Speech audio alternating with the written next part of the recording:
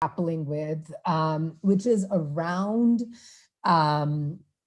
really looking at power in relation to technology, because it's one thing to say we're going to fund the provision of tablets, we're going to fund the provision of cell phones, or we're going to bring all of our modules online. But it's a completely different thing to acknowledge the power relations that actually govern the use of technology.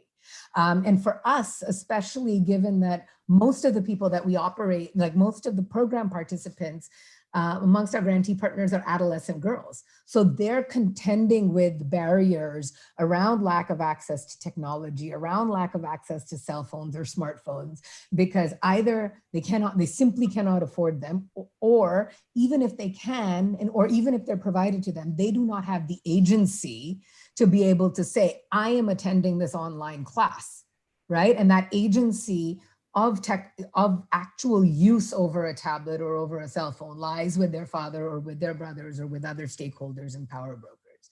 So I think that's kind of, on one hand, we're building a bicycle and riding it at the same time in relation to increased digitization around a lot of our grants and with our grantee partners. But I think the biggest issue that we're grappling with and continue to grapple with is around agency and power for technology use. And I think that in order to have this discussion most effectively, it is the recognition of that, very real, very palpable power dynamic that exists in the digital space. Thank you, Michelle. I'm just going to introduce my colleague, Pramit. Pramit, if you want to show us your face. Pramit is essentially going to be taking notes and using the sort of the whiteboard functionality of this. So some of what you're trying to say gets captured, and so we can come back to it once we've done this round robin. So Pramit, if you want to activate the whiteboard. Moving now to Paresh.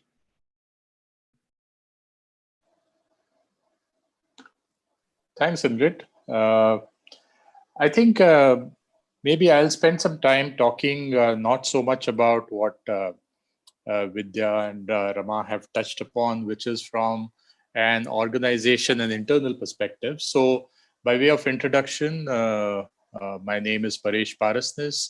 I head the Piramal Foundation. And unlike, I think, the three earlier colleagues who spoke, we are an operating foundation. We work in education, in primary healthcare, and in safe drinking water. I think what I'll share, Ingrid, is really our experience about what has it meant to really implement our programs effectively across the country and in remote corners of the country, which is where our teams are based, in more than 20 odd states across the country. I think the pandemic really brought upon us the opportunity, let's say in something like healthcare and in education, to really contribute very meaningfully at scale. So to give examples, two examples specifically, in education, because schools have been closed, our team really pivoted its entire strategy to start focusing on senior citizens in the 25 aspirational districts that we work in.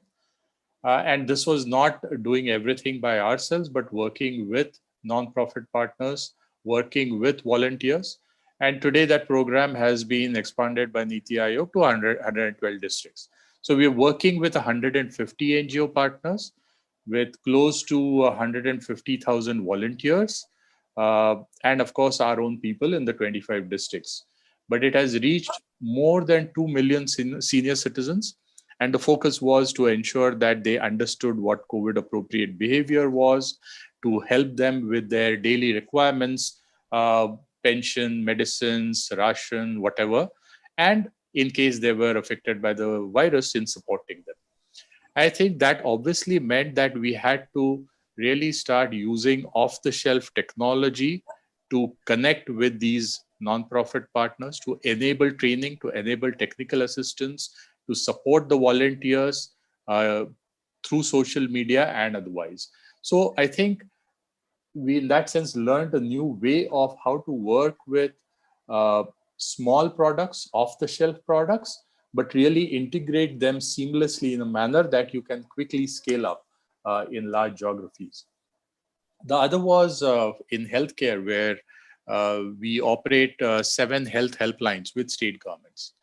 And in the last 6 months, we have seen that in these helplines, which used to handle about 25 to 30,000 calls a day, which is roughly about 750,000 calls a month, over the last 6 months, we have handled just for COVID more than 1 million calls. And that's just for COVID. And which really meant that we had to learn very quickly as to the scalability of our own technology that was in use in these helplines, but also scale up the backend in terms of getting people, training people, equipping them, and getting them, because you're talking about health advice, so you can't go wrong. So I think that was one large thing that we understood very well during this pandemic. I think the second point I would share is really that over the last couple of years, I would say, the foundation has really been developing technology assets, especially in water and in healthcare, and which we believe can be offered as public good. Something that need not be restricted only for our operation, but can be offered as a public good. So again, to give an example, the work that we've been doing in healthcare is to create an electronic health record platform that works in primary healthcare, which today is not digitally in that sense inclusive, but really capture that data at a primary healthcare, but also at the same time can plug into a government program like Ayushman Bharat. So we have over this period actually been testing our entire technology stack for NDHM compliance to ensure that, Ingrid, a lot of stuff that you spoke about on data privacy, consent architecture for people who are unable to read and write, especially in rural areas, it still becomes a practical way. And I think it's forced us to start thinking about and really stepping out of the box to really say what can work and what can work well, especially in terms of data privacy and consent architecture. So that was one aspect. The second is, I think, understanding the amount of data that we end up collecting, which in healthcare tends to be a pretty large, by volume. Just to give you an instance, wherever we have implemented this software called Amrit, we today have close to 5 million patient records. And we are now working with Rockefeller to really say, how can we bring analytics and insights into large data, big data, in a manner that it can help governments design their programs or design their policies far better. So I think that's something that I would say we have pushed ourselves on.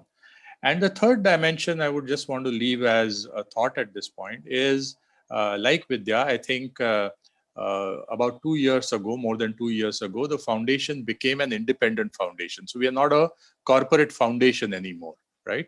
So the Piramal Foundation, as a philanthropic foundation, we kind of reviewed our entire governance architecture, and we, over the last 2 years, have had a compliance committee, an advisory committee for finance and compliance, and which has really pushed us on things like data privacy and what are we doing to be in tune with the latest regulations that the country is seeing.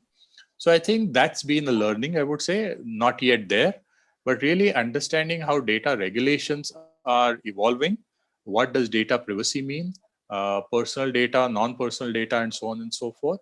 And really relooking at our practices on how we store and use data. I think that was a point that you brought up, Ingrid, and absolutely critical, especially for all of us who handle large pools of data. That becomes very important. So I think I would say a technology from a program implementation, program scaling perspective, but really looking at technology as an enabler for scale in a manner that can help other nonprofits and governments, and which is where the public good dimension also came in. So let me just pause there. We can come back to specific dimensions later. Thanks. Thank you. You mentioned Rockefeller. I'm going to call on Deepali.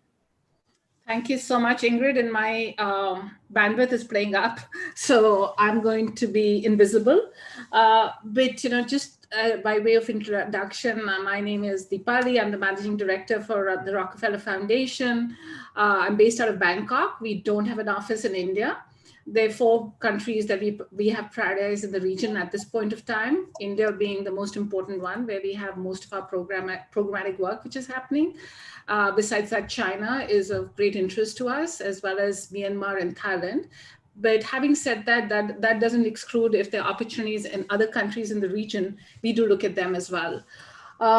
Again, we've been a 107-year-old foundation, and we take great pride in saying that we are a science-driven philanthropy and really want to constantly stay true to that, and which really means how do we really use data science and technology in all the work that we're trying to do. Our focus pre-COVID was really around 4 programmatic areas: energy, which is all around ending energy poverty; food systems; creating economic opportunities; and looking at the areas of public health. In all these streams of work, innovation was core and innate to everything that we were doing. And also, our approach has always been that we are a small player. So how do we leverage other actors, be it government, be it philanthropy, be it other institutions, to be part of the journey that we're taking on? We use our resources as high-risk capital and put them behind big bets that we believe have the chance of succeeding or failing. And if there's chances of failing, we'd like to fail fast and move on. I think pre-COVID, what we were doing was that we strongly believed that data and technology needed to be used much more effectively for precision public health. And I won't repeat what has just been said about the work, and we're very excited about the partnership that we have with Piramal as well as with UNICEF, where through effective use of data, we are really able to empower the community health worker. And how can we actually help her to make better use of the data that she is collecting on the ground. So that work was happening pre-COVID. We also had done work around the energy sector, where we developed some effective guides like the e-guide, where MIT had helped us to really see how you could start predicting demand, so that the governments would not just go around building power plants, was looking at decentralized renewable energy, but they really had the basis to see which villages, which communities, what kind of a demand would be emerging over a horizon of the next 5 to 10 years. And hence it made sense to either go in for a decentralized option, or it really made sense to extend the grid. We had also seeded 2 entities. One was Atlas AI, which was out of Stanford, where we were really trying to see how geospatial mapping, particularly in Africa, around the agriculture systems could help farmers to be able to look at the weather patterns and really look at how productivity of crops could be increased. And there's been some very exciting work that's been done over there. And then we also seeded an entity along with MasterCard, which is called data.org. So this work had all begun prior to COVID. During COVID, of course, we've really beefed up all the work that we've been doing around data and technology. The first thing that we did was worked with Access Health International, which I think many of you know is a think tank, a global health think tank. And we really were able to capture in real time the data science and the technologies that were used in China, particularly in Wuhan, to address COVID-19. And we used those learnings to kind of inform governments across Asia and Africa. And I think the report that they've generated is really phenomenal. And we've been having global webinars to really see how countries can learn, governments can learn from the work that happened in China. And I know there's a lot of geopolitical issues, especially in the case of India, as to how much of it could be used or couldn't be used. But surprisingly, we had think tank to think tank diplomacy, and the government's kind of behind the scenes, where that exchange happened quite effectively.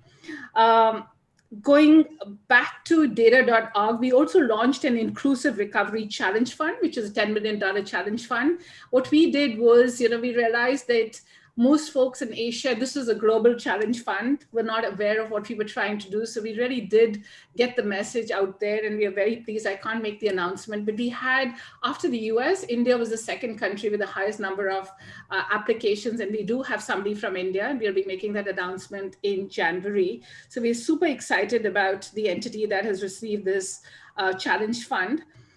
Besides that, we have been working with a couple of institutions like the International Innovation Corps. Here we've been doing a lot of work with the Ministry of Electronics and IT on really building the data and tech ecosystem for good, as well as providing support in creating the National Center for Artificial Intelligence.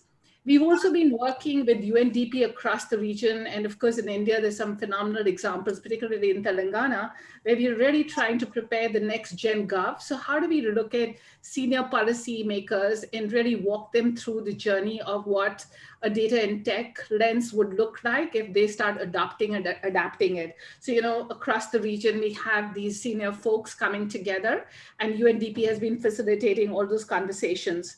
We also have an interesting program with Asia Venture Philanthropy Network in India called the Policy Lab Work, where we've identified policymakers across different spectrums. So not just kind of looking at national folks, but also looking at the state level and even at the district level, and really helping them also think through the data and technology solutions that could really help them to build more strategic public-private partnerships. So it's a fellowship, but of course, we have to be careful, because when you're working with senior bureaucrats, how much of that learning space needs to be kind of created as to how they want to be really coming into it has been a fascinating journey, but I won't bore you guys right now around that. We've also been working very closely, both with, I mentioned IIC's work, but we've also been working with IDFC Institute. And of course, we've set up an open data working group with experts advising on issues of data privacy, data storage, anonymization at source, data access, etc. And all this is also fitting in very nicely with our work with my Ministry of Electronics and Information Technology. I think what is very important for us is not to do this bespoke work around with different partners, but how then does that come together so that the government's policies can really create that enabling environment that we want to be created in this space. The next piece that I would want to mention is that we've also working very closely with the MasterCard Center for Inclusive Growth on this whole area of capacity building of civil society actors. And we were very keen that we would start with leaders in the social sector space. National University of Singapore had been contracted by MasterCard Center for Inclusive Growth to develop the curriculum. Now, we've had a very challenging time because National University of Singapore is not wanting to go virtual for this capacity building program for senior leadership. They feel very, very strongly that as it is data science and technology, these are tough subjects, and they really want to wait till the time there can be a face-to-face interaction. So that's a little bit of a disappointment for us, because we really don't know when we'll be able to actually get folks from the social sector, particularly we want to be starting with India, over to Singapore. And I'm sure before then there'll be many others who would be able to create the kind of curriculum which is needed, so that we can really be able to shift the mindsets of the social sector space. Because I think as much as we've been saying that there's so much of opportunity around data science for social good, but there's a lot of ignorance. And to be honest with you, I have a full-time person who's just helping me on the data and technology piece. I myself don't understand half the stuff, So to expect, folks in the social sector and leadership suddenly to be able to understand what a data scientist can bring to their organization is a tough call. So, we were wanting, through this capacity building initiative, we could approach it in a way where you would have the right elements as a senior leader to understand the benefits, but wouldn't have to get into the weeds of things. But that work has been stalled a bit. The last piece I wanted to mention is also we've been having some very interesting conversations.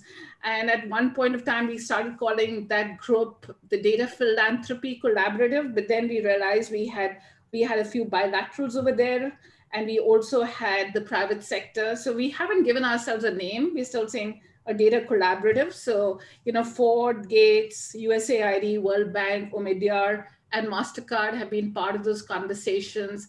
We've just done a quick survey to understand, what these different institutions really want to be seeing for this. I mean, I would want to say it's a very loose collaborative, so let's not kind of, assume anything here. So, for the want of a better word, of where we are very early on in our journey, but at least we're beginning to see that, many of us want to be playing an important role in this space. So let's not duplicate efforts. Let's kind of start mapping out what each one of us wants to do. And, if there's a possibility of us leveraging each other's work, great. But at least the least we can do is at least have visibility in terms of what overall do we want to do when it comes to looking at the ecosystem more broadly. So let me stop over here and hand it back to you, Ingrid. Thank you, Deepali. I'm going to welcome Christopher Worman from TechSoup. Christopher, what we're trying to do, we're going around the room, introducing ourselves and talking about what our organization's philosophy has been to addressing some of the tech-related issues of the last, through this pandemic and its collateral crises. And while you sort of put your thoughts together on that, I'm going to go to George Aikara.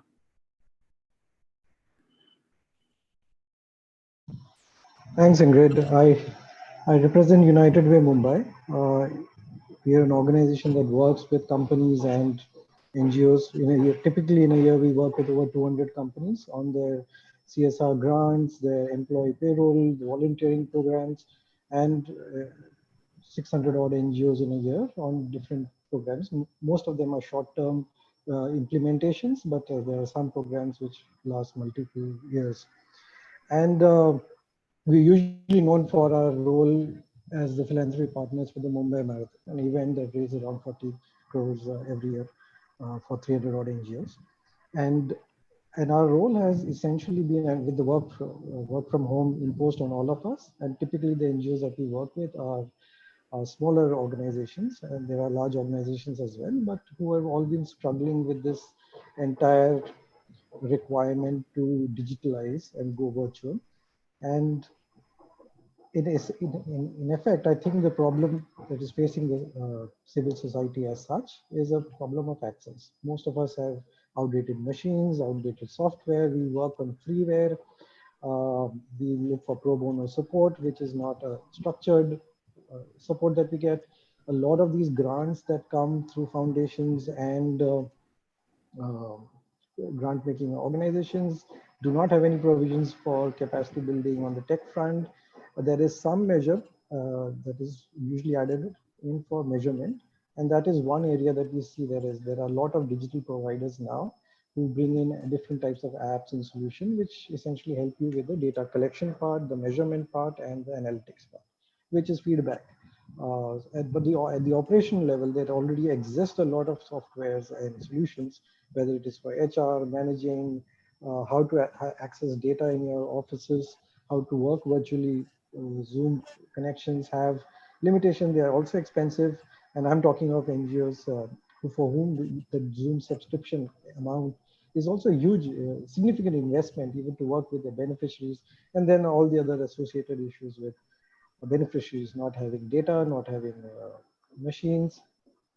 And so our learning and our learning in this crisis time and in our approach has been, of course, we've had to adopt as well. We've taken help from all kinds of sources regarding digital security. There is an institute called the Cyber Peace Institute in Switzerland, which offers free pro bono support to NGOs on improving the data security from the website, because all of us are adapted to work from home and accessing data and where it is stored, how it is done. And we had support from Microsoft in helping us set it up and evaluate these. So it's been an adoption process, I think, and we've tried to pass it on by getting employees of companies with specialized skills to help these organizations in pro bono capacities or through different ways to extend those skills, which companies take for granted,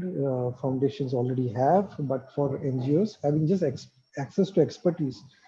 Setting up Microsoft Teams is a hugely technical task. It's not like any other Slack or any other software. I've gone through that. So just having that person set this up for an organization is a huge help that organizations, companies can provide. And if we are in a position to facilitate that, that is what we try and do as much as possible. Also help with taking programs virtual. How do you, what you've been historically been doing in a physical setting, if you have to make it virtual, what are the things, what are the tools that you require, what are the protocols, how do you ensure security and all of that. So yeah, so a lot of it at our end has been just pure learning and trying to pass on that learning to as much as possible to as many NGOs. And frankly, it has been mostly towards free resources that are available online. And in India, we don't have as many, but in the Western world, there are so many, almost every organization that has a software as a service has a non-profit discount or an option, which is what we put together these options, and we take it to our network of NGOs and tell them, these are ways we have adapted social media. Here's a tool, Google spreadsheets, this is how you do it, and training courses. So yeah, so that's been our effort in the crisis to try and enable tech capacity in the sector. Thank you, George. Vikash, do you want to go next? Sure. Thanks, Ingrid. Apologies, my bandwidth is a little low, so I won't be able to switch on the video. Hi, I'm Vikash.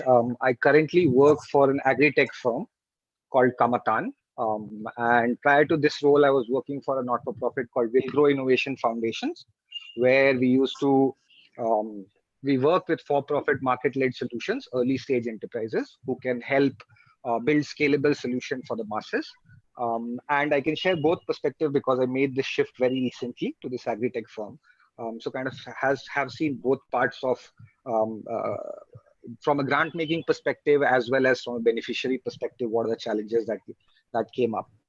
So first, starting from Will Grow, I think internally we were quite well prepared because we had developed an internal communication system called Vitals, which was we embarked on that journey, I think, in the March of 2019, and we were almost 80% through. So that helped us a lot in terms of structuring our information and other stuff.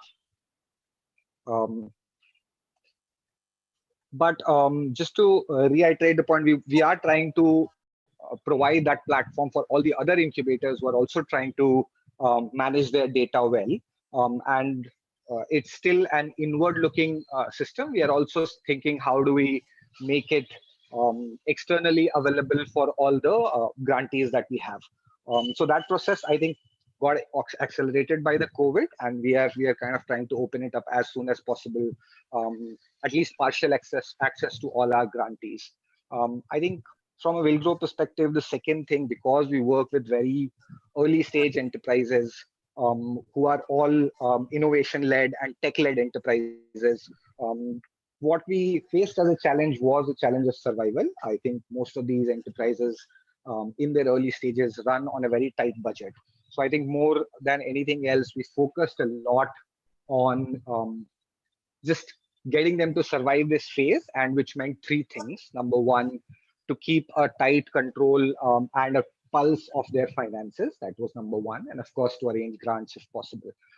The second was to pivot in case their business model was completely disrupted. For example, one of our grantees works with domestic help in India, and their business model was completely disrupted. So how do we find alternate source of revenues? How do we pivot them and create a mechanism for them to survive this pandemic? And the third was, of course, to help retain the talent, right? That was critical, because these are small teams, and one person leaving can cause huge damage for the survivability of the enterprise. Fortunately, all the grantees that we have did see through the pandemic, and some of them have completely pivoted their business model. So I think the key takeaway there is probably the flexibility in a smaller organization is higher, and that allowed them to survive through this pandemic. Larger organization or a slightly later stage organization faced more challenges than ones who were still in the product development stage or the commercial pilot stage. This was largely from the Will Grow perspective.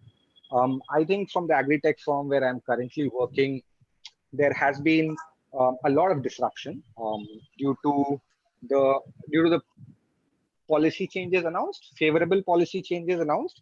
But of course, there's a little bit of a communication gap on the ground, and that's where our firm decided to accelerate the process of development of a farmer app, as well as a solution for FPO digitization. So just to clarify, we primarily try to work through the FPOs and then connect to the farmers, which itself is a very, very nascent kind of idea in the agri-tech ecosystem. So these two processes got accelerated. From a consumer behavior perspective, we were greatly surprised by the kind of responses that we got from the farmers. I think in our initial estimation of product development, the kind of targets that we had for the responses that we would see from the farmers was slightly conservative, and we saw all those targets being achieved. So there was the signal that we read was there was willingness from their side to use digital and make their lives better, or use it to increase their business, or whatever they want to do. But maybe the solutions were not tailored for their particular use case. So in a way, COVID for us in the agri-tech space has definitely given an impetus to product adoption among the farmers, and we are continuously working on trying to provide them the right solutions. So yeah, I think that's been our learning. I'll take a pause here. Ingrid, over to you. Thank you, Vikash. And finally, Chris. Sure, thanks. And again, sorry to be late. A couple of things. So this question about sort of our philosophy might be couched in what we did. And so right when the pandemic hit, for those of you who don't know, TechSoup, traditionally we help NGOs get and use technology. Currently, we're working with about 1.6 million NGOs across all non-US embargoed countries. So everywhere Americans are allowed to work. And about 83% of those, are 5 people or less. So we're very focused on grassroots civil society. And what we saw super early on in the pandemic was a surge in NGOs coming to TechSoup looking for educational support in security and remote work processing. How do they manage this shift to remote work? What we saw, and when I say surge, our online courses platform, TechSoup Courses, if you Google it, we have about 150 courses that are really by NGOs for NGOs on tech topics. We went from about 9,000 active monthly users to more than 50,000 users in the span of a month. So this incredible explosion coming from about 140 countries around the world looking for security, which before COVID, it was almost impossible to get NGOs to talk about digital security, especially little ones, and now they were seeking it. So we very quickly started designing a bunch of additional educational resources. We did a fundraiser for a fund to underwrite the cost of technology for small and medium-sized social service organizations who are at risk of going out of business during COVID as they tried to pivot to remote work and services, making sure that of all the things that could drive them out of business, technology wouldn't be the one. So we raised about $5 million, and we've been distributing that in essentially micro grants, reimbursing people for products like Zoom that was just mentioned. We ran a big research project to which Ingrid and the team very kindly participated in. We distributed that late this summer. We received about 33,000 responses to this survey about primarily data handling, how organizations were thinking about and working on data handling as they went to remote work and services, how they were thinking about digital transformation and what COVID had done to that. A couple of points that I would raise there: more than 70% of the NGOs who responded noted that they'd been forced to adopt new technologies that they were not planning on, and they are not going back. They believe that those changes will be permanent. Did they have a plan? No. 75% of the NGOs responding to our survey did not have a digital strategy, and about 72% of them did not have any technical support and have never had any technical support. Those two things should be deeply concerning to all of us. They are now handling more and more vital data about disenfranchised, marginal communities without any training, without support, without plans, and policies. So all of those things, like there's a lot of work that we all need to do to help support this really major shift that has happened. Another thing we did, and then I'll quickly mention why we care and then stop talking. Another thing we did was looking at all of this and thinking critically about how we could have been better prepared, how we could have not ended up in this moment of pain. And the very clear answer was that we lack digital infrastructures for civil society. Big surprise. Like, I don't think that's a surprise to any of us. What do we mean by digital infrastructures? And so I started crafting a model looking at a minimum viable digital infrastructure for civil society as a combination of the internet, you have to have it, the policies, the national level policies that make using the internet safe, the skills to use the internet, the tools to use the internet, and learning communities to help us keep working with and evolving our relationship to technology. So any one of those, all of those 5 things, you kind of have to have them to have a productive relationship with the digital world and digitalization of societies. Take away any one of them and things fall apart. And around that model started convening 2 very high-level working groups, one at World Economic Forum on ending the digital divide, and one with a group of large American foundations who I keep trying to think more internationally. That's a little struggle sometimes with American foundations, as some of you know. Rockefeller aside, you guys are great, but a lot of the other ones, helping them think about sort of the tone that they set in international philanthropy and their commitment to these principles and how they have a ripple effect. But both of those working groups, a lot of, I think, really exciting work there as people try to grapple with some large long-term bets on infrastructure that we need to be successful as civil society through digitalization. And then the last thing so that was a bunch of stuff we did. I'm sure I missed a bunch of things that especially our partner network did around the world and things that we will be doing with all the data we gathered. Why do we care? A couple of reasons. One, this is a precursor to what's coming. Ingrid has heard me speak to the Wings board, which we're both members of, and in other places, about the fact that the cloud is coming. It is non-negotiable. In 5 to 7 years, we will all be in the cloud, period. Because Microsoft will end Microsoft on-premise, which is used by more than 95% of global civil society, governments, and businesses. When that happens, we must be in the cloud. They're going to do it for business reasons. The net impact of that is that if we're not in the cloud, our services start to degrade. We have to work on all of this, moving civil society and the rest of us towards the cloud, whether we like it or not. This moment has been teaching us a lot about exactly what that looks like if we're not there. So that's part of why we care. The other reason we care is grassroots civil society. It's the front line. It's the last line. There is no social safety net beneath civil society. If your local community mental health provider fails and they're the only provider in many communities, who's left to help you? That is a reality that we are uniquely positioned to see because of the breadth of our reach, and get very concerned about how we help those organizations digitalize, begin managing their data, and begin networking their data so that we can, as we move through digitalization as society, bring otherwise invisible communities along with us.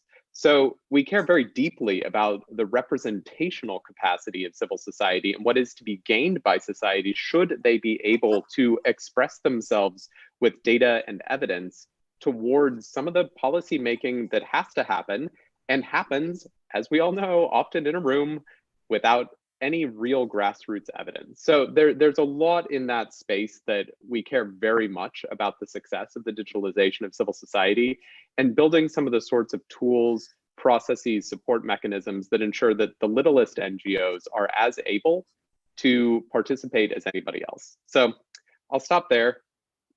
Might drop a couple of links in the chat to some examples of that, just because I said a lot of things.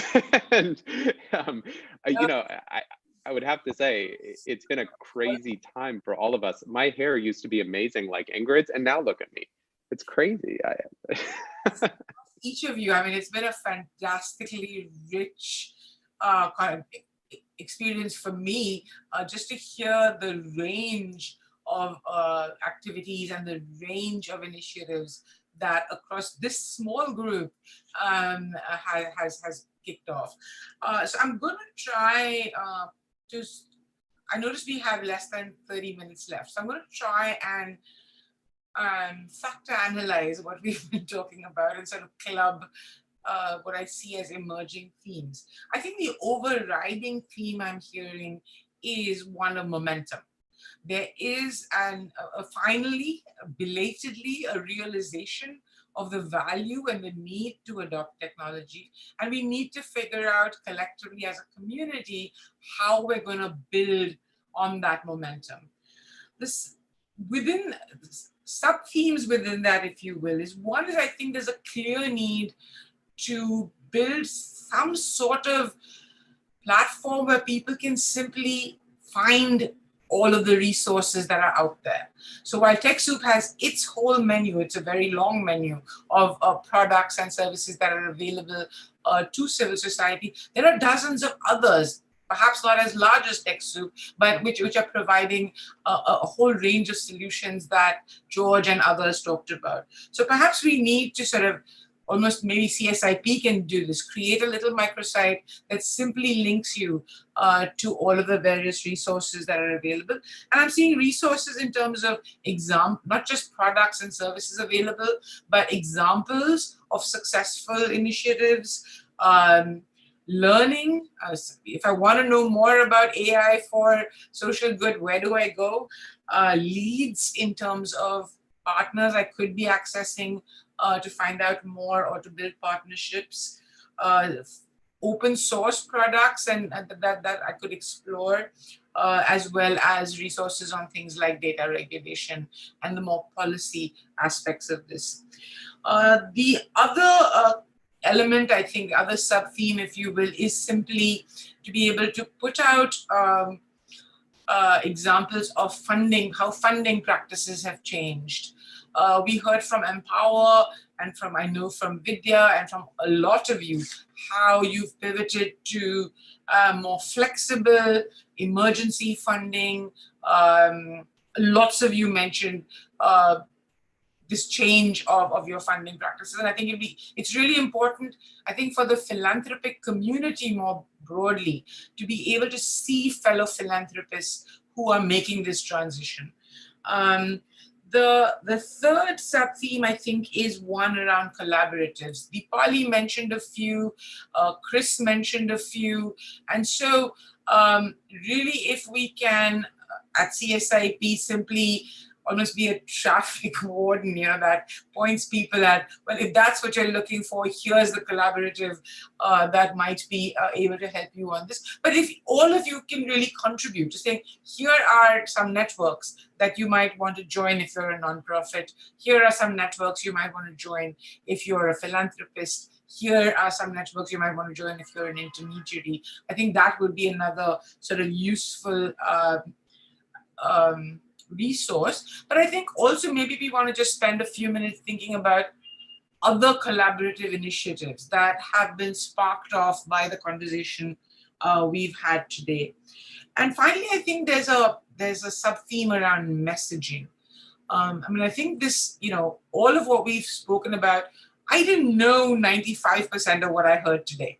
I was hearing it for the first time, and I like to fancy that I listen quite intently to what's going on in this space.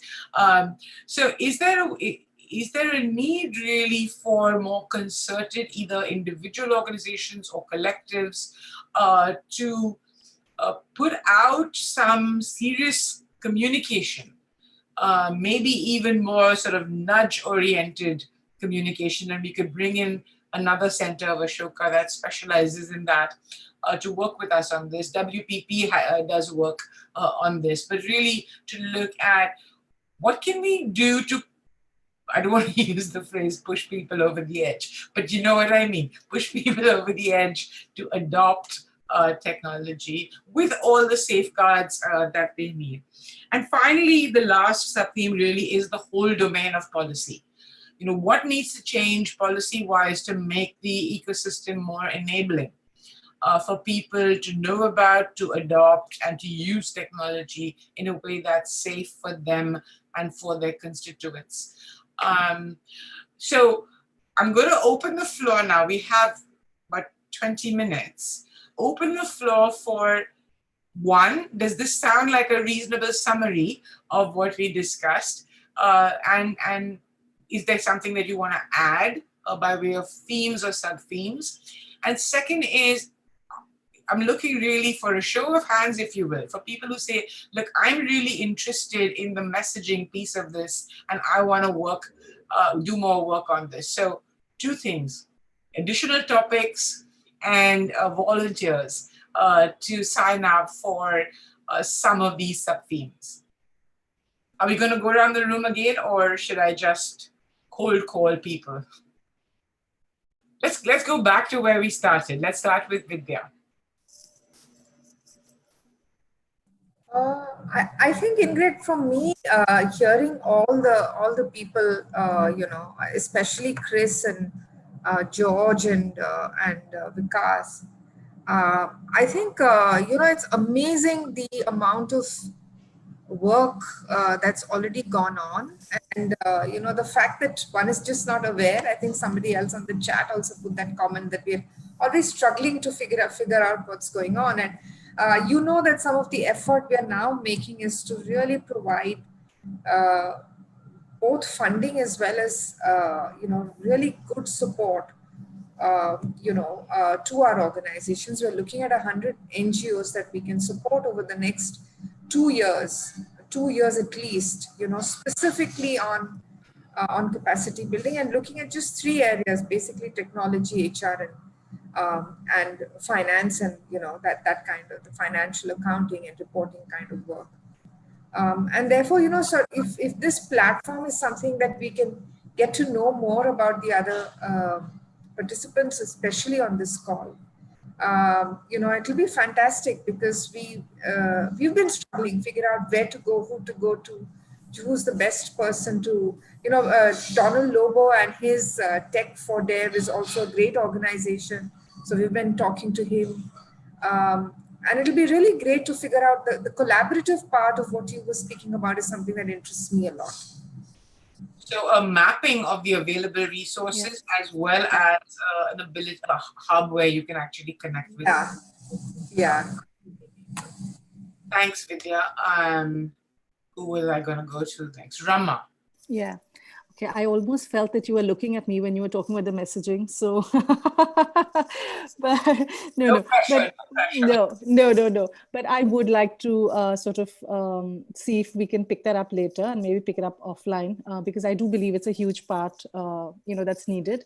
Again, very similar to what Vidya is saying, we really struggled, and I think we learned by trial and error. I still believe that we did things because we had to in the time that we had to. I'm not sure if we even formed the best partnerships. There were a lot of basic processes, like we have a huge diligence process that we go through.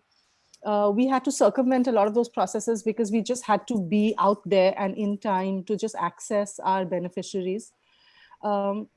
So, you know, when I heard Chris, I was just saying, oh my God, we didn't even know that that kind of a service existed. One of the things that we found interesting, so firstly, I do believe you summarized it really well. In fact, there's been a couple of value adds also, which, you know, we probably could spend some time talking about maybe some other time. But one of the things that we found is that at a time during COVID, maybe it, I think it brought the best of innovation. Even the existing players were willing to completely relook their models and relearn. So I haven't seen this level of willing to sort of unlearn and learn again. We found that social enterprise is a segment that we had never really looked at, and they have a huge amount to offer, and there can be some great partnerships to form over there. So if you could literally have like a marketplace where you have, you know, where you literally have people who are willing to donate not just funds, but also their resources and their people towards building this entire sort of ecosystem that we need. And we literally need to have not only NGOs, but also social enterprise as part of it, because I think it's the first time I saw civil society and social enterprise talking to each other. One of the partners that we've worked with, who's building a couple of WhatsApp bots for us, is a social enterprise. And it's just a conversation we had. They found this whole space interesting and they're willing to pilot with us. So, and in a normal situation, we would have never gone down that route. We would have just looked at civil society and sort of, we have that entire ecosystem and we have a database that we sort of work with. But we found that willing to relearn is a huge sort of mood that is there right now. And I think we should find ways to sort of cash in on that. Thanks, Rama. I'm going to go back to Nisha now. Hi, so I need to show you, I'm in learning mode. I've been taking notes while everyone was speaking. But yeah, I mean, I think that this has been really, really eye-opening. But one potential addition that I would like to add is actually to look at the digital divide. I think for all of us who are working in the civil society space, especially those of us who are working in the civil society space, we need to look at uptake and barriers to entry for a lot of not only the NGO partners that we're working with, but also the program participants on the ground. So that and that digital divide also includes addressing power, which is what I was alluding to earlier, right? Is how are you going to make all of the unlearning and relearning that we've done, all of the innovation that is resulting. I mean, there is a massive silver lining that exists as a consequence of us moving online, and it's opening up a lot of potential. But who is that potential actually opening up to, and who is being left behind?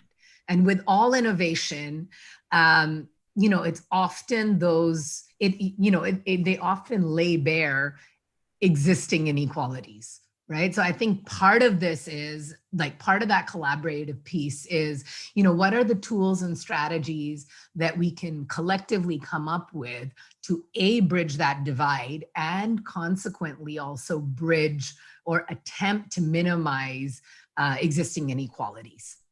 And I think that conversation, is best addressed through collective intelligence and collaborative. So I think that this would be an ideal space to talk about that.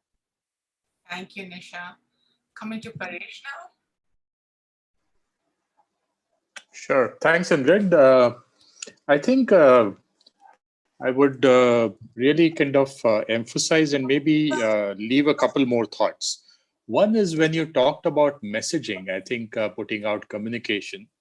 I think a lot of our work today is really thinking about how will technology get adopted when it gets introduced in areas that see that digital divide that Nisha referred to. And so we are really thinking hard about saying, when we apply the principles of behavior change, those apply in a programmatic sense. Can it also be applied in the space of technology adoption? And I don't know whether, Ingrid, you are referring to CSBC when you talked about the arm of Ashoka, which works in that space. But I think hearing some of the work that they have been doing, that might be an interesting thing to add on as to how can the role of behavior change help improve the adoption of technology.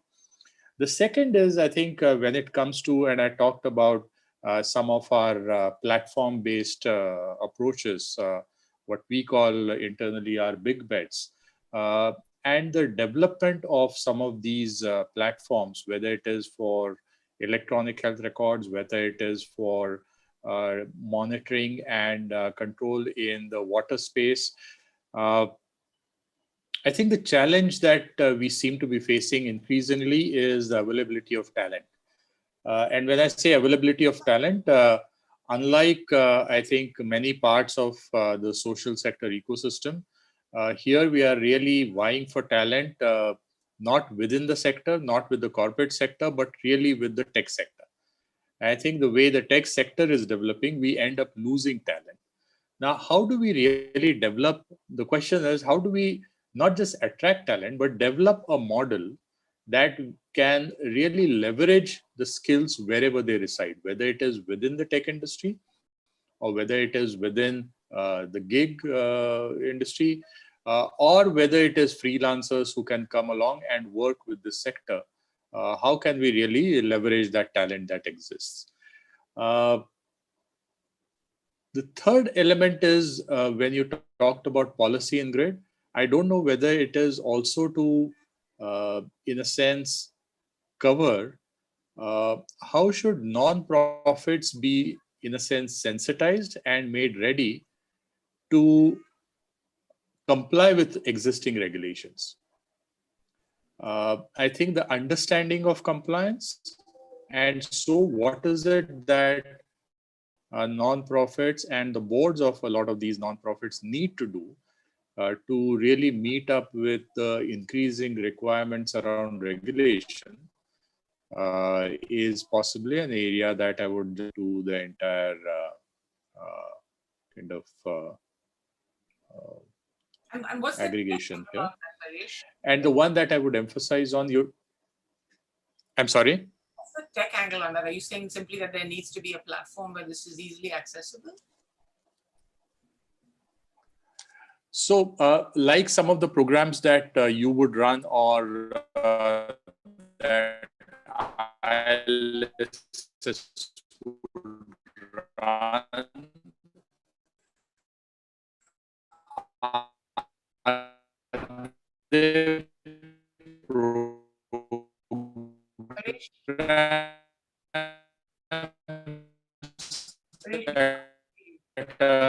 require understand compliance requires storage that can you hear me? Now we can. We lost you for a minute there. Okay. So I was just saying, Ingrid, like some of the programs that you run at CSIP or what ILSS does, is there a need for running, let's say, short programs, to get nonprofits and the boards and trustees understand the compliance requirements around data, around tech, in the context of the emerging regulatory framework? And the one that I would emphasize on, you talked about collaboratives. I think how can we really make some of these platforms open source and in a manner that can be used not just by someone who's developing them, but which can actually be deployed on the cloud, like Chris said, and maintaining the privacy around, confidentially around data which is specific to each organization. So I think collaboratives is something that we've always believed in. We're kind of talking about that in our own way, both for tech and for programmatic. But yeah, I mean, that's something I would definitely be very keen on. Thanks, Paresh. Who did I have next? Deepali. Yeah, thanks, Ingrid, and I agree with everything that's been said. I just want to emphasize the importance of data, big data. And I think, all of us across the civil society space are collecting so much of data, but, there's a real issue about the quality of data and how we're putting that to use. And also, going forward, does everybody need to collect that data, or do we have enough, but we're not just sharing that with each other? And what's preventing us? Because, there's so much that technology can do in terms of predictive analysis. I mean, I gave examples around demand for data. I mean, we know Netflix, we all have Netflix accounts. We just open our Netflix account and we know exactly, we're told which films we should be watching, right? So how can we kind of provide that similar feature to a health worker? As soon as she opens up a mobile phone, all the data that she's entered, that tells her exactly these are the 3 high-risk mothers, or these are the 4 kids, forget going door to door and kind of meeting up everybody to figure out. But, through the data analysis that's been done, where and how you should be spending your time. I guess also one does worry about, the kind of burden you would create by, getting all civil society actors. I mean, in a perfect world where we had endless resources, it makes perfect sense and everybody kind of comes to a level where, they have a fairly good understanding. But one has also been thinking, can we have intermediary organization that can really be playing that role of helping some of the smaller organizations where everybody doesn't have to necessarily beef up all their capabilities and capacities, but what are the necessary aspects that they have to build the capacity, but where can intermediary institutions come in and, if they can really collate the data across different data sets, which is just not being utilized, but suddenly you have access to big data and you can run your algorithms and be able to tell each one of them, hey, these are the weather patterns, this is where, agriculture, whatever, this is the predictive pieces on health, on energy, just about everything, I mean, that for me is something that, would be really extremely useful. And there are organizations who are prepared to do that. So, how do we kind of actually have those conversations where we kind of are able to see what the interest is, and those of us who are really interested in supporting that, could also be an interesting way of how we can really make a significant contribution. This is something that Rohini Nilekani just wrote about on Rohini and Nandan actually jointly authored an article on this societal platform concept, which relates quite closely to what you're saying. So maybe we should be pulling them into this conversation as well. And then, what do I have next? George. So a couple of points, Ingrid, I completely agree with every point that you made. There are very few organizations who are looking at the entire ecosystem. Most funders, most large grantors look at the pool of organizations.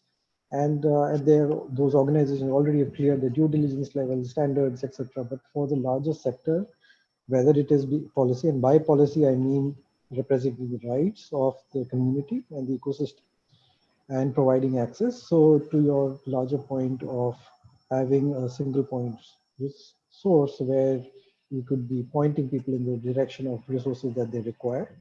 And everything that Chris mentioned, in fact, TechSoup has been the backbone of the entire social sector by the product donations.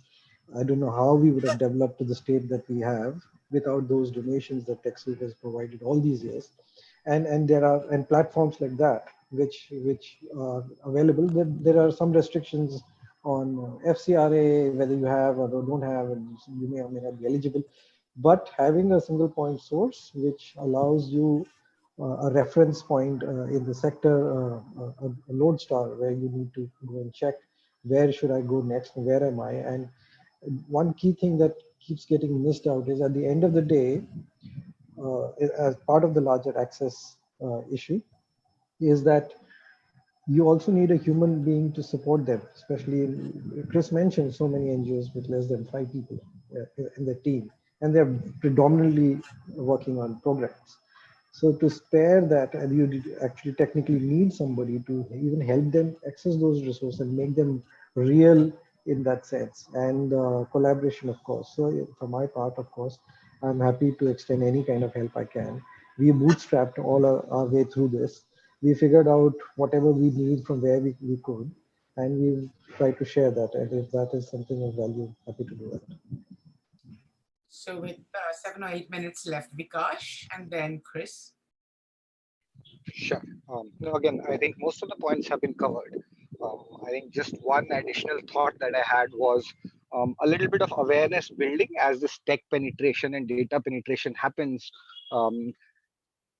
A personal observation has been the correct usage by the end beneficiary. I think as there's a lot of ways in which tech can be used, but can we do something to educate people to tell them how to use the technology in the best possible way, which is to say, like just doing a comparison, it can be used for one device can be used for educating a child, but it can also be used by the family to watch an OTT content. So how do we kind of like segregate good usage of tech as the penetration increases versus kind of maybe not the adverse, but not so good use of tech. I think there is an opportunity along with this momentum to build that awareness in all segments of society. And from a contribution perspective, I'm more than happy to contribute in any of the fields if I can. But of course, from what I have worked in, more than happy to work on how funding practices have changed and how we can learn from each other, and we can also use more innovative approaches that are happening across the globe, and can serve the purpose in India as well. So yeah, those are my thoughts. Thank you. Christopher, you get to go last. Thanks, and so much richness in this discussion. I've been dropping some, one-ups and thumbs-ups in the chat there. I think a couple of things that I think it is high time that we do as a community. The messaging point, I think, is super critical, especially thinking about this as common messaging, common narrative around the end game. What are we all trying to achieve? Rather than all of us trying to achieve it on our own, this point about how do we collaborate and coordinate came up. That is possible if we know and agree on where we're trying to go. And so doing some decent sort of design thinking and workshopping about what is it we're actually trying to do. To the point that came up about internet access with the World Economic Forum Working Group, we've taken the World Wide Web Foundation, all the internet for all the people all the time. What will it take to achieve that? And you can work backwards from that statement, and civil society is going to be right in the middle of it because you said all. And there's no way this happens without civil society if we're talking about all the people. So I think that sort of work around messaging to help us orient.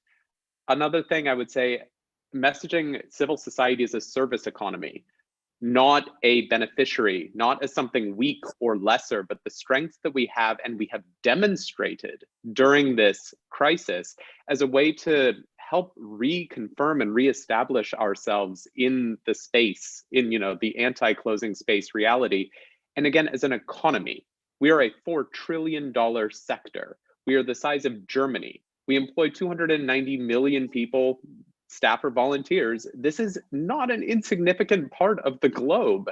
And we need to stand up and represent that and fight for it, because good luck doing it without us. And then the last thing I think I would say is on some critical thinking about the behaviors that we've changed during this and mapping them, sitting down and talking about how has philanthropy changed?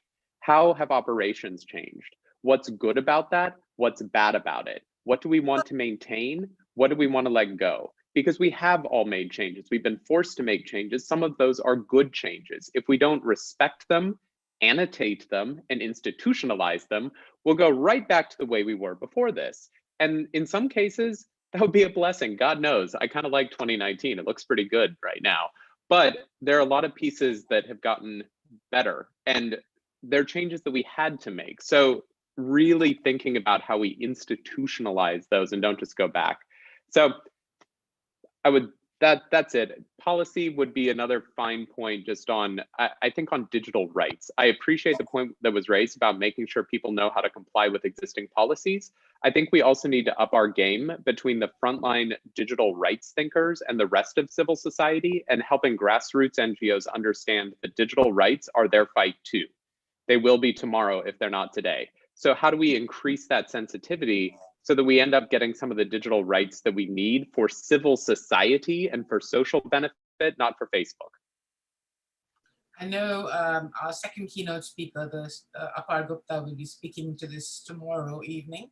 But thank you. I have been hugely educated over the last, over the session, and each of you has been, I'm literally gobsmacked with the amount of value and content that you people have been adding. Thank you for participating. Thank you to all the people viewing this on YouTube and beyond. What we will do at CSIP is sort of almost put together a to-do list for you, and we will come back to you with questions, clarifications, and an agenda. Thank you all. Thank you. Thank you. Thank you. Go back to the main page to figure out which way you need to click to join the next session. And do join Rebecca's session. She's an amazing speaker. She's the first person I've ever heard on this subject of when she published her first book, Consent of the Networked. It was just an eye-opener, and she's worked ever since on this issue. So I would strongly advocate that you join that session, as well as the sessions between now and then. Thank you all. Thank you. Bye-bye. Bye.